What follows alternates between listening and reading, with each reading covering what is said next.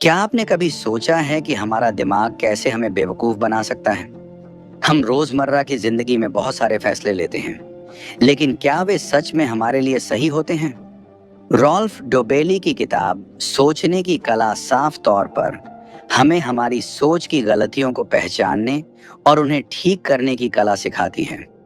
इस किताब में लेखक ने 99 सोच से जुड़ी गलतियों का जिक्र किया है, जो हमारे रोजमर्रा के जीवन को प्रभावित करती हैं। जैसे सफलता का जाल एक ऐसी सोच है जहां हम सिर्फ सफलताओं पर ध्यान देते हैं और नाकामियों को नजरअंदाज कर देते हैं।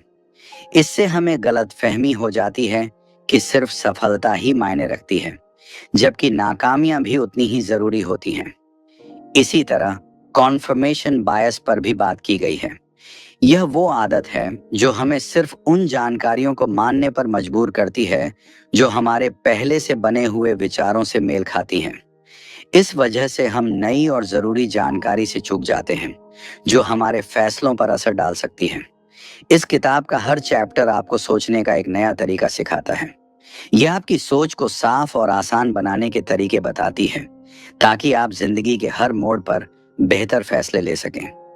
ये किताब न सिर्फ आपको आपकी सोच की कमजोरियों को समझने में मदद करेगी, बल्कि ये भी बताएगी कि उनसे कैसे निपटा जाए। अगर आप अपनी सोचने की कला को और बेहतर बनाना चाहते हैं और जिंदगी में सही फैसले लेना चाहते हैं, तो सोचने की कला साफ तौर पर आपके लिए एक बेहतरीन गाइड साबित होगी। ये आपके ख्यालों को एक नया नजरिया देगी और आपकी जिंदगी को नई दिशा में ले जाने में मदद करेगी। आगे बढ़ने से पहले, अगर आप हमारे चैनल पर नए हैं तो हमारे साथ जुड़े, ताकि हम सब साथ में आगे बढ़ सके। तो चलिए फिर शुरू करते हैं। रॉल्फ डोबेली ने एक बार अपने नजदीकी ग्रोसरी स्टोर में एक मजेदार रिसर्च की। उन्होंने देखा कि वहां 134 तरह की शराब, 48 तरह के दही, 64 तरह के सफाई के सामान और करीब 30,000 दूसरी चीजें थीं। इससे साफ पता चलता है कि आजकल लोग कितने सारे ऑप्शंस के बीच उलझे हुए हैं। आज हमारे पास हजारों करियर ऑप्शंस, सैकड़ों मानसिक स्वास्थ्य की समस्याएं और अनगिनत छुट्टियों के ठिकाने हैं। इतिहास में कभी इंसानों के पास इतने सारे ऑप्शंस नहीं थे। जब रॉल्फ बच्चे थे, तब जिंदगी बहुत सरल थी। उस वक्त सिर्फ 3 तरह के दही होते थे, 2 टीवी चैनल होते थे और एक सीधा साधा टेलीफोन होता था, जिसका इस्तेमाल सिर्फ कॉल करने के लिए किया जाता था। लोग उसी में खुश रहते थे। लेकिन आज जब आप किसी इलेक्ट्रॉनिक्स स्टोर जाते हैं, तो आपको इतने सारे फोन ब्रांड्स, मॉडल्स और सर्विसेज मिलते हैं कि समझ नहीं आता क्या लें। ज्यादा ऑप्शंस को अब प्रगति का निशान माना जाने लगा है, पर ये ज्यादा ऑप्शंस हमेशा अच्छे नहीं होते। जब हमारे पास बहुत ज्यादा ऑप्शंस होते हैं, तो ये हमारी जिंदगी को उलझा सकते हैं। इसे चॉइस का उलझाव, पैराडॉक्स ऑफ चॉइस कहा जाता है। एक मनोवैज्ञानिक बेरी श्वार्ट्ज ने अपनी किताब why the paradox of choice happens में इस बारे में लिखा है। जब हमारे पास बहुत सारे ऑप्शंस होते हैं, तो हम सही फैसला नहीं कर पाते। एक सुपरमार्केट में एक बार एक एक्सपेरिमेंट हुआ। उन्होंने एक स्टॉल लगाया जहां लोग जेली के सैंपल ट्राई कर सकते थे। पहले दिन 24 तरह की जेली थी और दूसरे दिन सिर्फ 6। और क्या हुआ? पहले दिन जब 24 ऑप्शंस थे, तब लोगों ने कुछ नहीं खरीदा। लेकिन दूसरे दिन जब सिर्फ 6 ऑप्शंस थे, तो ज्यादा लोगों ने जेली खरीदी। ये दिखाता है कि ज्यादा ऑप्शंस हमें उलझा देते हैं। इसका एक और पहलू ये है कि ज्यादा ऑप्शंस गलत फैसले लेने का कारण बन सकते हैं। जैसे जब आप किसी कॉलेज स्टूडेंट से पूछते हैं कि वे अपने जीवन साथी में कौन सी बातें पसंद करते हैं, तो वो कहेंगे कि उन्हें दयालु और समझदार साथी चाहिए। लेकिन जब वो डेटिंग करते हैं, तो क्या वाकई वो इन बातों को ध्यान में रखते हैं? पहले गांवों में किसी को उन्हीं 20 लड़कियों में से एक को चुनना होता था, जिनके साथ वो बड़ा हुआ था। वे एक दूसरे के परिवारों को जानते थे, तो उनका फैसला सकारात्मक गुणों पर ही होता था। आजकल लोग ऑनलाइन डेटिंग करते हैं, जहां उनके पास लाखों ऑप्शंस होते हैं। इतने सारे ऑप्शंस में सही इंसान को चुनना मुश्किल हो जाता है। इसलिए ज्यादातर लोग सिर्फ शारीरिक आकर्षण पर ध्यान देते हैं। चॉइस का उलझाव एक और समस्या पैदा करता है, वह है असंतोष। मान लीजिए आप नए जूते खरीदने गए हैं। जब स्टोर में 200 तरह के जूते हों, तो आपको कैसे पता चलेगा कि आपने सबसे अच्छे जूते चुने हैं? सच तो ये है, आप नहीं जान पाएंगे। ज्यादा ऑप्शंस हमें और भी कंफ्यूज और असंतुष्ट कर देते हैं। तो इसका हल क्या है? इसका हल ये है कि कुछ खरीदने से पहले या ऑनलाइन देखते समय पहले से ही सोच लें कि आपको क्या चाहिए। अपनी प्राथमिकताओं की एक लिस्ट बनाएं और उसी पर ध्यान दें। साथ ही ये मान लें कि आप कभी भी परफेक्ट फैसला नहीं कर सकते। जो चीज आपने चुनी है, उसी में खुश रहना सीखें। यही बात जीवन साथी चुनने पर भी लागू होती है। कोई भी इंसान पूरी तरह परफेक्ट नहीं होगा, तो जिसे आप चुनते हैं उसके अच्छे और कमजोर पहलुओं को अपनाना और उससे प्यार करना सीखें। यही असली संतोष की चाबी है। रॉल्फ डोबेली की इस रिसर्च से हमें यह सीखने को मिलता है कि ज्यादा ऑप्शंस हमेशा बेहतर नहीं होते। कभी कभी कम ऑप्शंस ही ज्यादा खुशी और संतोष ला सकते हैं। अपने जीवन में संतुलन बनाए रखना और सही फैसले लेने की कला सीखना ही इस उलझाव का सही हल है। सदियों से लोग अपने चारों ओर की दुनिया को समझने की कोशिश कर रहे थे, लेकिन कुछ चीजें ऐसी होती हैं जो हमें चौंका देती हैं। 1697 में एक खोजकर्ता ने एक ऐसा दृश्य देखा जिसने सबकी सोच को बदल दिया। यह घटना दिखाती है कि हमारी सोच कितनी सीमित हो सकती है और कैसे कुछ अप्रत्याशित घटनाएं हमारे जीवन में बड़ा बदलाव ला सकती हैं। नसीम निकोलस तालेब ने अपनी किताब द ब्लैक स्वान में इस विचार को गहराई से समझाया है। अब इसे एक उदाहरण से समझते हैं। शेयर बाजार में रोजाना हल्की फुल्की उठापटक होती रहती है।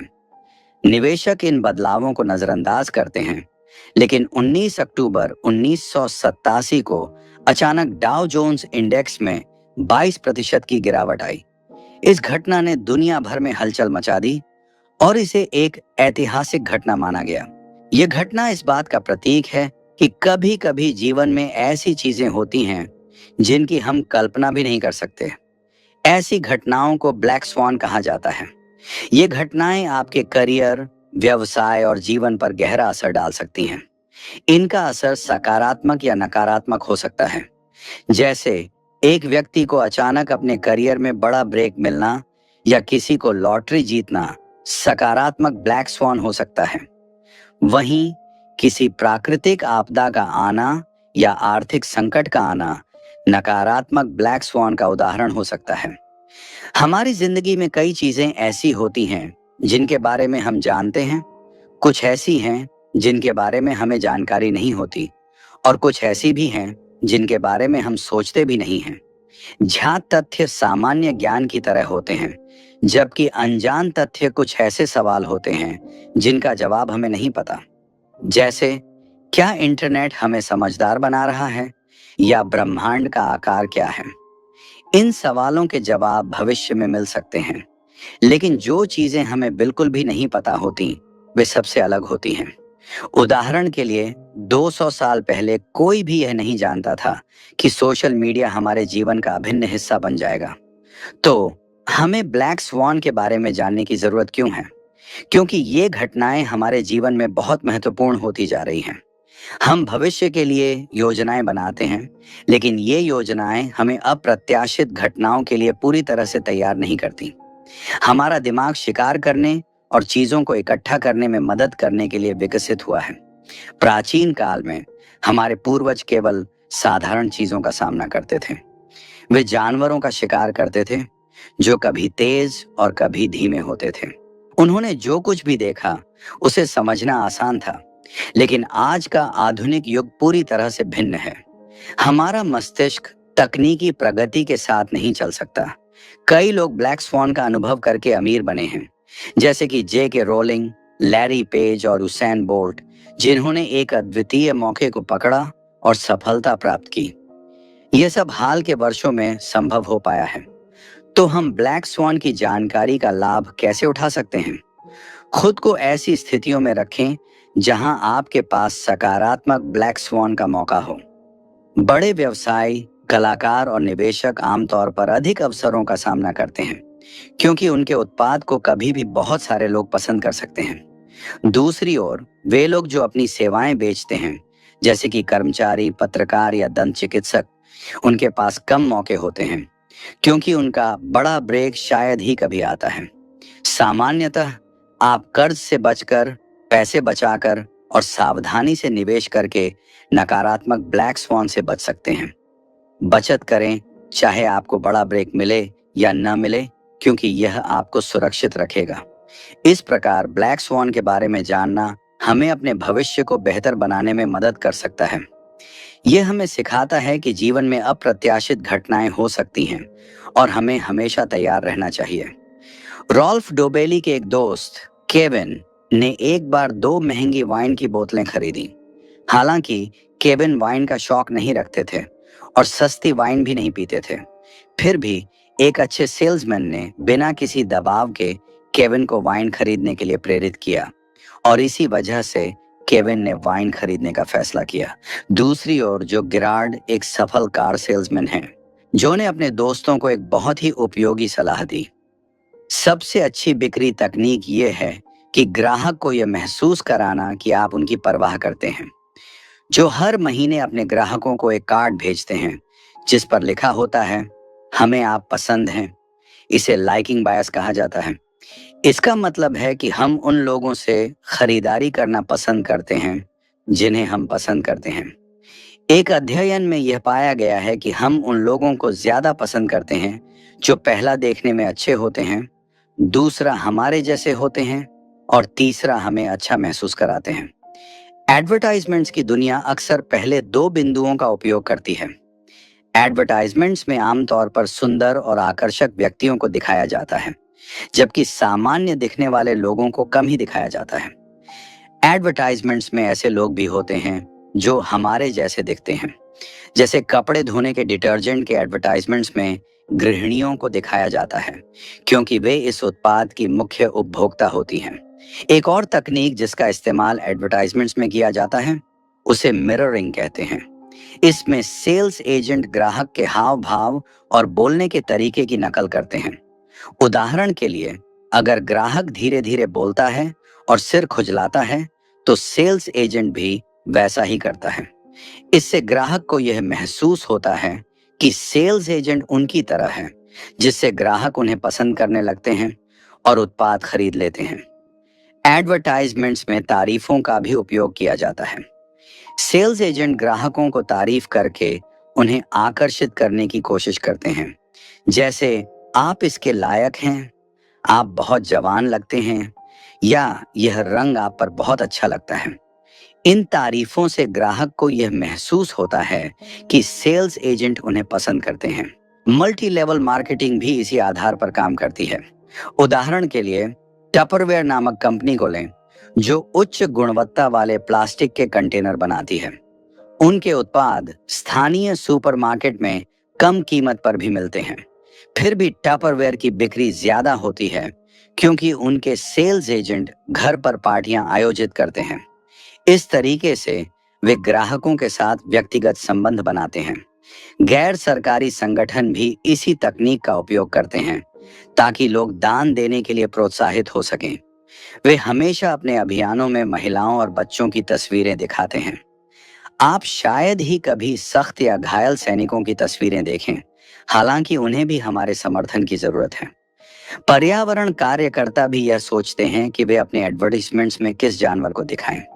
World wild life fund WWF अपने ब्रोशर में कीड़े या मकड़ियों को नहीं दिखाते, जबकि ये जीव भी हमारे पारिस्थितिकी तंत्र के लिए जरूरी होते हैं।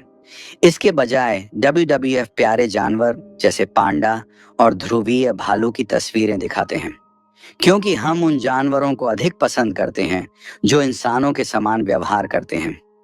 रॉल्फ डोबेली के दोस्त डेविड, जो एक ऑयल पंप के डीलर हैं, ने एक बार विदेश में एक पाइपलाइन के लिए $10 मिलियन का सौदा किया। डोबेली ने मजाक में कहा कि यह सब उन्होंने रिश्वत देकर किया, लेकिन ऐसा नहीं था। डेविड और उनके क्लाइंट एक मीटिंग में थे जब वे अचानक सेलिंग के बारे में बात करने लगे। इस बातचीत ने उन्हें एहसास दिलाया कि दोनों को सेलिंग करना पसंद है और इसी वजह से क्लाइंट ने डेविड को पसंद करना शुरू कर दिया। यदि आप एक सेल्स एजेंट हैं, तो अपने ग्राहक की तारीफ करें और उनके बारे में सकारात्मक सोचें। यदि आप ग्राहक हैं, तो ध्यान दें कि क्या वह उत्पाद आपके लिए सही है। हमेशा सेल्स एजेंट पर ध्यान देने से बचें और अपने निर्णय को स्वतंत्रता से लें। इस तरह यह समझना जरूरी है कि लाइकिंग बायस का उपयोग कैसे किया जाता है और कैसे यह हमें प्रभावित करता है। हमें समझदारी से अपने फैसले लेने चाहिए और अपने खरीदारी के अनुभव को बेहतर बनाना चाहिए। सोचिए, आप एक बड़े मेले में घूम रहे हैं। अचानक आप देखते हैं कि बहुत सारे लोग एक ही दिशा में तेजी से जा रहे हैं। आपकी उत्सुकता बढ़ती है और आप भी उनके पीछे चल पड़ते हैं, यह देखने की आखिर वहां क्या हो रहा है। इसे हम सोशल प्रूफ कहते हैं। जब आप वहां पहुंचते हैं, तो देखते हैं कि एक जादूगर अपने मजेदार करतब दिखा रहा है। कोई एक व्यक्ति ताली बजाना शुरू करता है और धीरे धीरे सब लोग भी ताली बजाने लगते हैं, आप भी। यह भी सोशल प्रूफ का एक उदाहरण है। मेले के खत्म होने के बाद जब आप अपना सामान लेने जाते हैं, तो देखते हैं कि कुछ लोग स्टाफ को टिप दे रहे हैं, जबकि ये सेवा तो पहले से ही आपके टिकट में शामिल थी। लेकिन क्योंकि दूसरे लोग ऐसा कर रहे हैं, आप भी उनकी देखा देखी टिप देने का फैसला कर लेते हैं। इसे ही भेड़ चाल कहते हैं, जब लोग बिना सोचे समझे दूसरों का अनुसरण करते हैं और मानते हैं कि वही सही है। जब बहुत से लोग कुछ करते हैं या किसी बात को मानते हैं, तो हमें भी वह सही लगने लगता है। फैशन, खाने पीने की चीजें और ट्रेंड्स में सोशल प्रूफ का बड़ा हाथ होता है। लेकिन इसके कुछ बुरे असर भी होते हैं, जैसे जब लोग शेयर बाजार में घबराकर बेच देते हैं या किसी गलत विचारधारा में फंसकर नुकसान कर बैठते हैं। 1950 में मशहूर मनोवैज्ञानिक सोलोमन एश ने एक दिलचस्प प्रयोग किया। इसमें लोगों को 4 रेखाएं दिखाई गईं और पूछा गया कि कौन सी रेखा एक मूल रेखा के बराबर है। जब व्यक्ति अकेला होता था, तो वो हमेशा सही जवाब देता था। लेकिन जब उसे 5 लोगों के साथ रखा गया, जिन्होंने जानबूझकर गलत जवाब दिया, तो उस व्यक्ति ने भी 33% समय गलत जवाब दिया, क्योंकि वह उन लोगों के दबाव में आ गया था। सोशल प्रूफ का हम पर इतना असर क्यों होता है?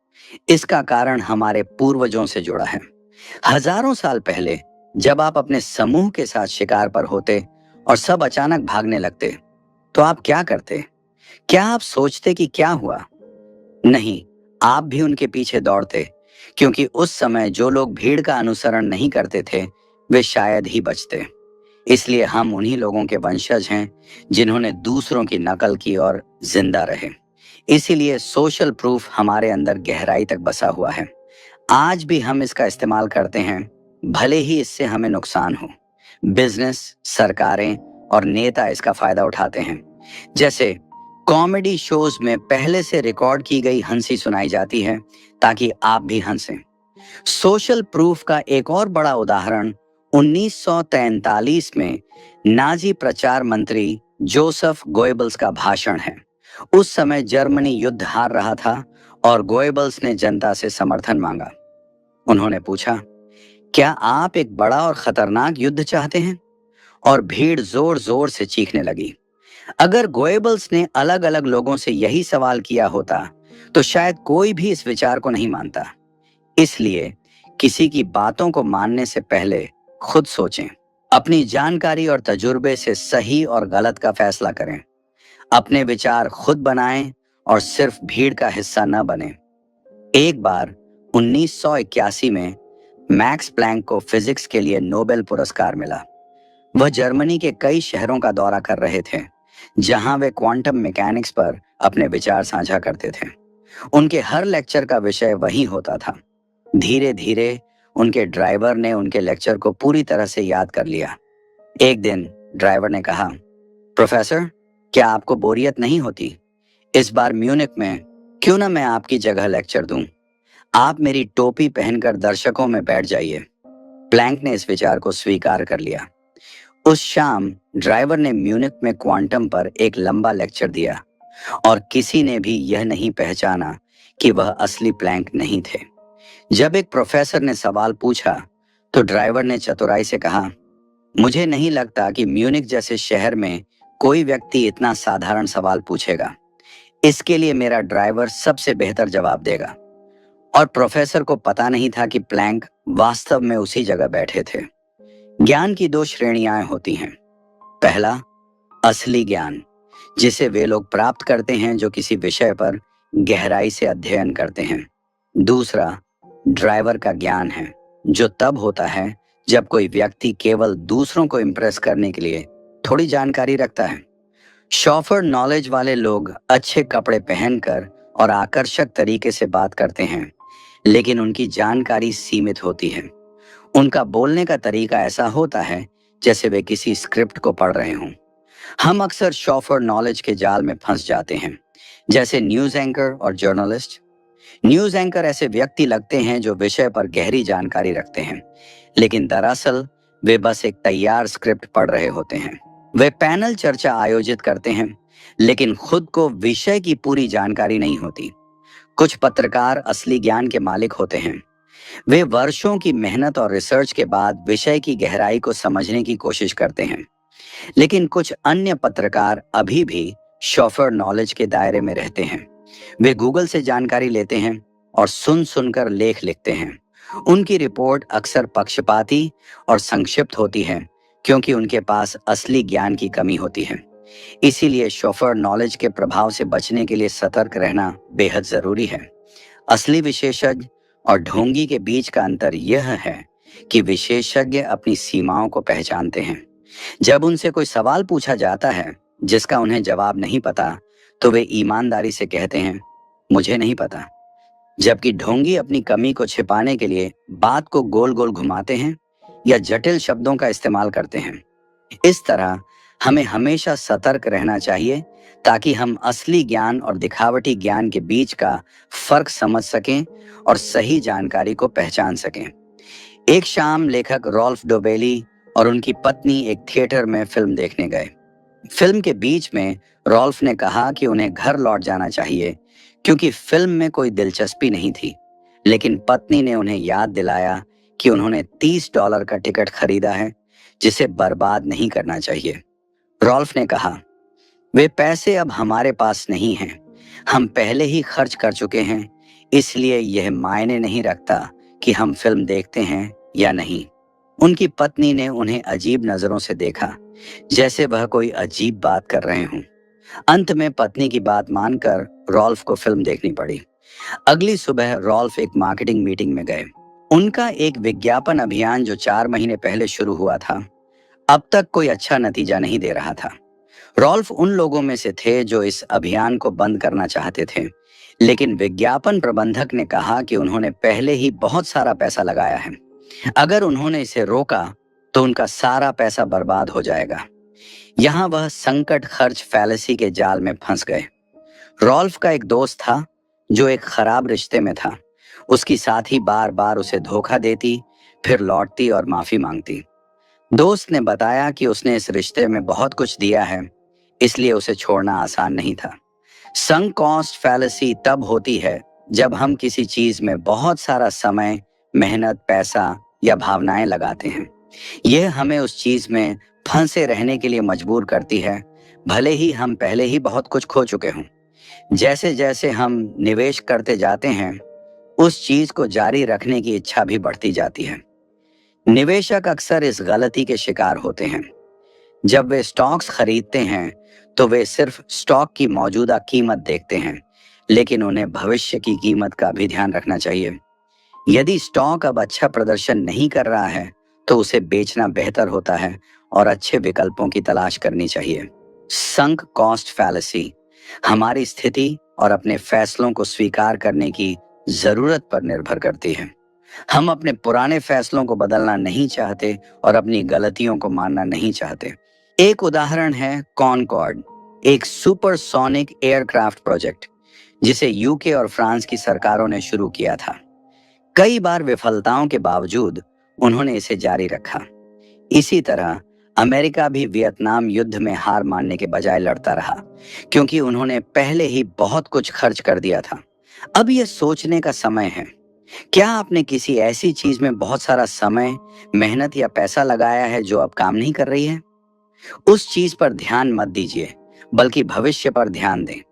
अगर आप उसे छोड़ सकते हैं तो छोड़ दें, क्योंकि उसे पकड़े रहने से आप और नुकसान उठाएंगे और नए मौके भी खो देंगे। क्या आपने कभी सोचा है कि आप किस हालात में सबसे ज्यादा बुरा महसूस करेंगे? सोचिए, अगर आपके किसी करीबी दोस्त को नई कार मिलती है, जबकि आपकी पुरानी कार ठीक से नहीं चल रही, या फिर आपके दोस्त को शानदार छुट्टी पर जाने का मौका मिलता है और आप घर पर ही रहते हैं। ये सुनकर आपको कैसा लगेगा? अगर इनमें से कोई भी स्थिति आपको असहज करती है, तो आप अकेले नहीं हैं। जलन एक सामान्य भावना है जो अक्सर हमारे अंदर उठती है। एक समय की बात है, एक छोटे से गांव में एक साधारण किसान रहता था। वह मेहनती था और अपने काम में बहुत अच्छा था, लेकिन उसकी जिंदगी में कुछ कमी थी। एक दिन उसे गांव के एक पुराने पेड़ के नीचे एक चमकदार पत्थर मिला। जब उसने उस पत्थर को छुआ, तो उसमें से एक जिन निकला। जिन ने कहा, मैं तुम्हारी एक इच्छा पूरी करूंगा। किसान ने सोचा और कहा, मैं चाहता हूं कि मेरे पड़ोसी की फसल खराब हो जाए। ये सुनकर जिन थोड़ा चौंका, लेकिन उसने किसान की इच्छा पूरी कर दी। क्या आपको लगता है कि किसान सही था? जलन के इस भाव ने उसे अपने पड़ोसी की असफलता में खुशी पाने की ख्वाहिश में डाल दिया। शायद आपने भी कभी कुछ ऐसा महसूस किया होगा, जब आपके सहकर्मी को प्रमोशन मिला हो और आपको नहीं। शायद आपने उसे नजरअंदाज करना शुरू कर दिया या उसकी सफलता को कमतर समझा दिया। जलन एक बेकार की भावना है। यह आपको अंदर से तोड़ती है और आपके समय को बर्बाद करती है। हम जलन महसूस करते हैं जब हम किसी और की संपत्ति, सुंदरता या सफलता को देखते हैं। लेकिन यह याद रखना जरूरी है कि जलन से आपको कुछ भी हासिल नहीं होता। जलन और ईर्ष्या अक्सर एक ही समझी जाती हैं, लेकिन इन दोनों में फर्क है। ईर्ष्या तब होती है जब आप किसी चीज के लिए लड़ते हैं, जबकि जलन तब होती है जब आप किसी व्यक्ति के प्रति नकारात्मक भावना रखते हैं। उदाहरण के लिए, अगर एक छात्र अपने क्लासमेट की ग्रेड देखकर जलन महसूस करता है, तो यह जलन का मामला है। हम अक्सर अपने समान लोगों से जलन महसूस करते हैं। जैसे कि अगर आप एक युवा उद्यमी हैं और आपके एक दोस्त ने बड़ा सौदा किया है, तो आप उसके प्रति जलन महसूस कर सकते हैं। लेकिन आप कभी भी उन लोगों से जलन नहीं करते हैं जो आपसे बहुत आगे हैं, जैसे कि दुनिया के सबसे अमीर लोग। मान लीजिए, आपने एक नई कंपनी शुरू की है और आपके दोस्त ने भी ऐसा ही किया। आपकी कंपनी थोड़ी धीमी चल रही है, लेकिन आपके दोस्त की कंपनी तेजी से बढ़ रही है। आपको यह सोचकर जलन महसूस हो सकती है कि वह आपसे बेहतर कर रहा है। लेकिन क्या यह उचित है? जलन से आपको केवल मानसिक तनाव होगा। तो जलन को कैसे नियंत्रित करें? सबसे पहले, खुद की तुलना दूसरों से मत करें। आपकी यात्रा अलग है और आपकी सफलता का पैमाना भी। दूसरी बात, अपनी क्षमताओं को पहचानें।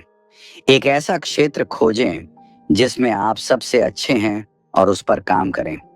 जलन की भावना हमारे पूर्वजों से भी जुड़ी हुई है। जब हमारे पूर्वज जंगलों में रहते थे, तो वे अपने साथियों से प्रतिस्पर्धा करते थे। लेकिन आज की दुनिया में हमें जलन की जरूरत नहीं है।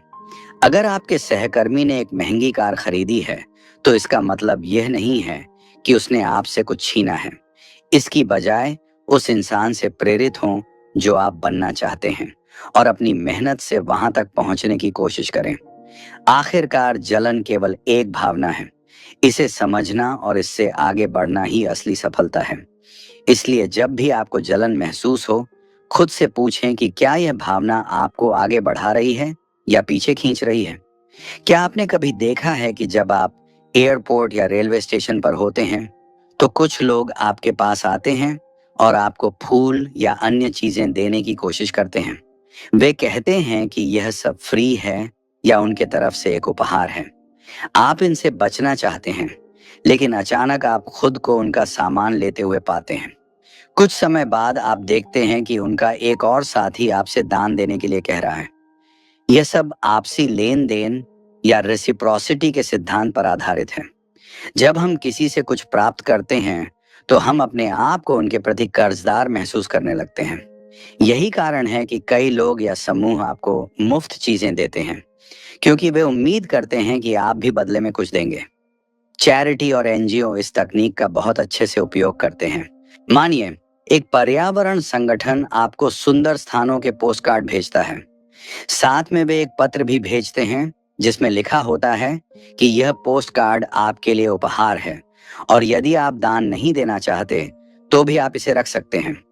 आप भले ही जानें कि यह उनकी योजना है, लेकिन फिर भी आप उसे फेंकने का मन नहीं कर पाते। यहाँ एक और उदाहरण है। एक सेल्स एजेंट आपको अपने प्रोग्राम में मुफ्त में बुलाता है। वह आपको आश्वासन देता है कि आपको उसकी चीजें खरीदने के लिए कोई दबाव नहीं है, लेकिन उसकी बातों के कारण आपको लगता है कि आपको कुछ ना कुछ खरीदना चाहिए। वह आपको ऐसा महसूस कराता है जैसे आप उसके कर्जदार हैं। यह तकनीक प्राचीन काल से चली आ रही है। हमारे पूर्वजों ने भी इसे अपने जीवन में अपनाया था। उन दिनों यह सुनिश्चित नहीं था कि उन्हें रोज खाना मिलेगा या नहीं। सोचिए, अगर आप एक बड़े हिरण का शिकार करते हैं और उसे अकेले नहीं खा सकते, तो आप उसका कुछ हिस्सा अपने साथियों के साथ बांटते हैं। अगली बार जब आपके साथी कोई बड़ा जानवर पकड़ते हैं, तो वे भी आपको उसका हिस्सा देंगे। रेसिप्रोसिटी न सिर्फ जीवित रहने का तरीका है, बल्कि यह हमारे बीच सहयोग और मदद करने का एक साधन भी है। व्यापार में भी रेसिप्रोसिटी की आवश्यकता होती है। इसके बिना वैश्विक अर्थव्यवस्था का कोई अर्थ नहीं है। हालांकि इस प्रक्रिया का एक नकारात्मक पहलू भी है। जब लोग इसका इस्तेमाल दूसरों को मैनिपुलेट करने या बदला लेने के लिए करते हैं, तो यह समस्याएं पैदा कर सकती हैं। जब तक कोई एक पक्ष पीछे नहीं हटता, तब तक ये दोनों पक्ष आपस में टकराते रहते हैं। इसलिए अब जब आप रेसिप्रोसिटी के बारे में समझ गए हैं, अगली बार जब कोई आपको कुछ मुफ्त में देने की कोशिश करे, तो सावधान रहिए। यह संभव है कि वे आपसे कुछ वापस पाने की उम्मीद कर रहे हों। आइए इस किताब की कुछ खास बातों पर नजर डालते हैं जो हमें सिखाती हैं। पहली महत्वपूर्ण बात है कॉन्फर्मेशन बायस। हम अक्सर वही जानकारी ढूंढते हैं जो हमारी पहले से बनी राय को सही ठहराती है। इससे हम एक ही सोच में फंसे रह जाते हैं। इसीलिए हमें अलग अलग विचारों को सुनना और अपनी सोच को खुला रखना चाहिए। दूसरी, संक कॉस्ट फैलेसी। जब हम पहले से खर्च किए हुए पैसे या समय के बारे में सोचते हैं, तो हम अपने फैसले उसी पर आधारित कर लेते हैं। लेकिन हमें इस बात पर ध्यान देना चाहिए कि भविष्य में क्या फायदा होगा, न कि जो पहले ही खर्च हो चुका है। तीसरी बात है द हेलो इफेक्ट। जब किसी की एक अच्छी या बुरी बात हमें उसकी बाकी सभी बातों पर भी असर डालने लगती है, तो इसे हेलो असर कहते हैं। हमें इससे बचना चाहिए और हर बात का अलग अलग मूल्यांकन करना चाहिए। चौथी बात है अवेलेबिलिटी हेरिस्टिक। हम उन्हीं घटनाओं को ज्यादा अहमियत देते हैं जो याद रखने में आसान होती हैं। इससे हमें सच्चाई का सही अंदाजा लगाना मुश्किल हो जाता है। इसलिए फैसला लेने से पहले हमें ज्यादा तथ्यों और आंकड़ों पर ध्यान देना चाहिए। पांचवी और आखिरी बात है लॉस एवर्जन। लोग अक्सर नुकसान को फायदे से ज्यादा महत्वपूर्ण मानते हैं। इस वजह से हम जोखिम लेने से डरते हैं, भले ही फायदा ज्यादा हो सकता हो। हमें संतुलित होकर सोचना चाहिए और नुकसान से ज्यादा फायदे पर ध्यान देना चाहिए। इन बातों को समझते हुए रॉल्फ डोबेली की यह किताब हमें सिखाती है कि हम अपने मानसिक झुकावों को पहचानें और बेहतर फैसले लें